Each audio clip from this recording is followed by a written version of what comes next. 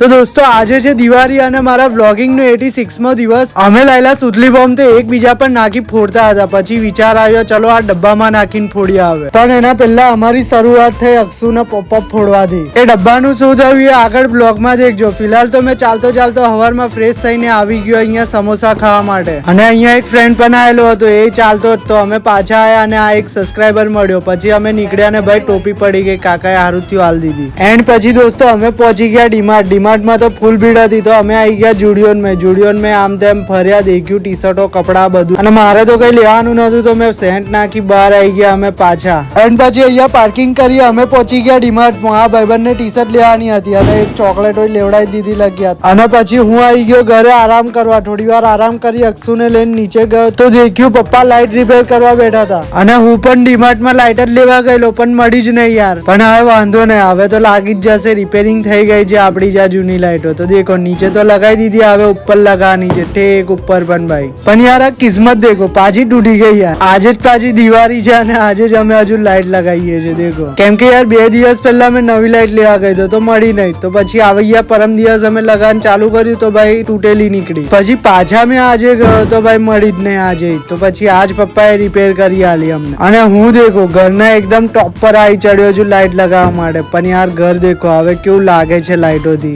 લાઇટો લગાવ્યા પછી લાગે છે કે ના ભાઈ દિવાળી જ છે। પછી ભાઈ મેં મારા સુતલી બોમ્બ લઈને બહાર આવી ગયો મારા મિત્રો સાથે, અને ભાઈ યાર આ સુતલી બોમ્બ હું ફૂટતા હતા બોમ્બ ભાઈ કાન દુખાડી દીધા એકદમ ખતરનાક। અને મિત્રો આ સુતલી બોમ્બ ફોડવાનું તો સારું લાગે, પણ જો દજાઈ જાય તો ભાઈ આપણો હાથ બારી દે। પણ આવી મસ્તી હવે મોટા થઈ ગયા, રોજ તો થાય ના, એટલે એક દિવસ થાય દિવાળીના દિવસ તો ભાઈ કરી લેવાની। તો બસ અમે એ જ મસ્તી કરતા હતા એકબીજા પર બોમ્બ નાખીને ભાઈ। તો આગળ દેખો આ બધી હવે ફટાકડા વાળી જ ઇમેજ છે। આપણે મળીએ કાલે, અને ડ્રમ વાળું દેખવાનું ના ભૂલતા।